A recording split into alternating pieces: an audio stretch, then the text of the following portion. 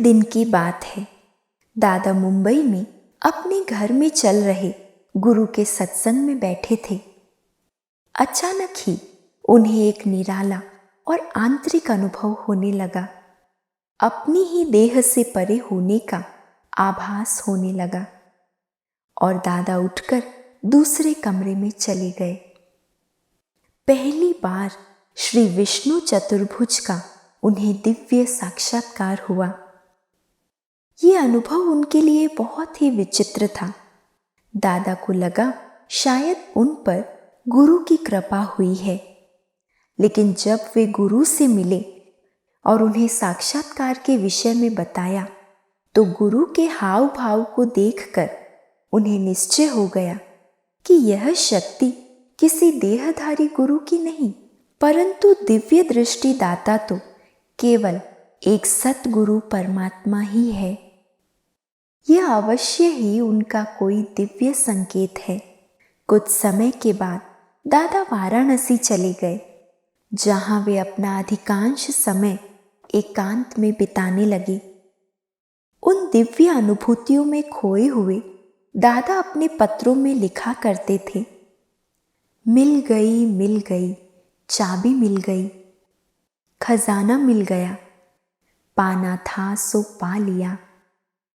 वे सांसारिक बातों से धीरे धीरे उपराम होने लगे और एक दिन एकांत में बैठे उन्हें परमात्मा के निराकार ज्योति स्वरूप का साक्षात्कार हुआ और इस कलयुगी सृष्टि के महाभारी महाविनाश का साक्षात्कार हुआ।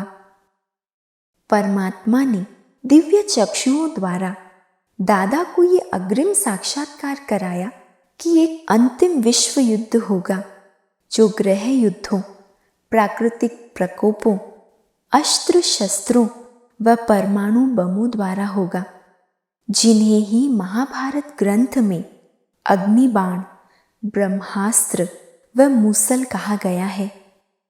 दादा ने यह भी देखा कि महाविनाश के परिणाम स्वरूप कैसे करोड़ों आत्माएं मच्छरों सदृश्य वापस परम धाम लौट रही है। ये दृश्य इतना भयानक था कि जिन आंखों से कभी अश्रु नहीं बहे थे, उन आंखों से अश्रुधारा बहने लगी। ऐसे महाविनाश को देखकर दादा का मन अब व्यवसाय से उठने लगा। उन्हें सब हीरे जवाहरात पत्थर समान लगने लगे। इसलिए अब दादा ने अपने भागीदार से छुट्टी मांगी और कहा कि ये झूठा व्यापार अब मैं नहीं कर सकता। मुझे अब यह पैसा ईश्वरीय सेवा में लगाना है। दादा का यह फैसला सुनकर भागीदार ने वकील द्वारा जो भी हिसाब किताब किया, दादा ने उसे स्वीकार कर लिया और घर में एक तार लिखा, अलिफ को अल्लाह मिला, बे को मिली झूठी बादशाही, आई तार अलिफ को हुआ रेल का राही। यहाँ अलिफ का अर्थ दादा से है और बे का अर्थ भागीदार से है। उन दिनों दादा के गुरु भी आए हुए थे। उन्होंने एक बहुत बड़ी सभा आयोजित की थी। बहुत लोग उस सभा में बैठे थे, लेकिन उस दिन दादा का उठना बैठना कुछ निराला था। गुरु का भाषण चल रहा था।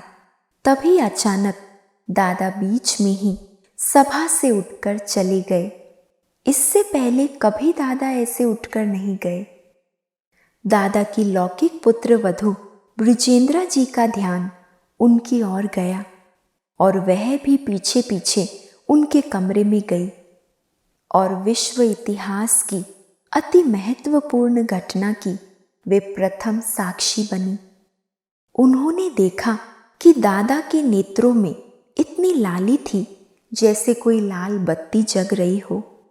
उनका चेहरा भी लाल हो गया और सारा कमरा प्रकाशमान हो गया था।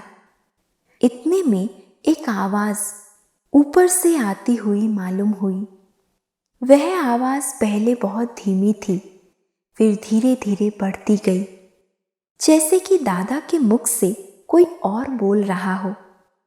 वह आवाज थी, निजानंद स्वरूपम शिवोहम शिवोहम, ज्ञान स्वरूपम शिवोहम शिवोहम, प्रकाश स्वरूपम शिवोहम शिवोहम। अर्थात मैं आनंद स्वरूप हूँ, मैं शिव हूँ, मैं शिव हूँ।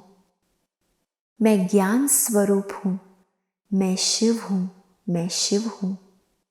मैं प्रकाश स्वरूप हूँ, मैं शिव हूँ, मैं शिव हूँ। फिर दादा के नेत्र बंद हो गए। जब उनके नयन खुले तो वे चारों ओर आश्चर्य से देखने लगे और बोले, वह कौन था? कोई लाइट थी, कोई माइट थी, कोई नई दुनिया थी। बहुत दूर ऊपर सितारों की तरह कोई थे। वे जब नीचे आते थे तो राजकुमार राजकुमारी बन जाते थे। उस लाइट माइट ने मुझसे कहा कि ऐसी दुनिया तुम्हें बनानी है। आगे चलकर दादा को ये रहस्य स्पष्ट हुआ कि स्वयं परम पिता परमात्मा शिव की उनके तन में प्रवेशता हुई है, जिन्होंने पावन सृष्टि की स्थापना अर्थ उन्हें निमित्त माध्यम बनने का निर्देश दिया है। इस हेतु परमात्मा स्वयं अब सच्चा गीता ज्ञान सुनाने आए हैं। उन्हें दिव्य विवेक की प्राप्ति हुई और दृढ़ निश्चय हुआ कि गुप्त रूप से परमात्मा आकर सच्चा गीता ज्ञान सुना रहे हैं। उन्हें यह आभास हो गया कि वे देह नहीं लेकिन एक अविनाशी आत्मा है। अब उनके संपर्क में आने वाले हर एक नर नारी को ऐसा लगने लगा जैसे उनके जीवन की ज्योति भी जग रही है। उनके मन में विकारों के प्रति घृणा आने लगी और उनका खान पान शुद्ध होने लगा। ओम शांति।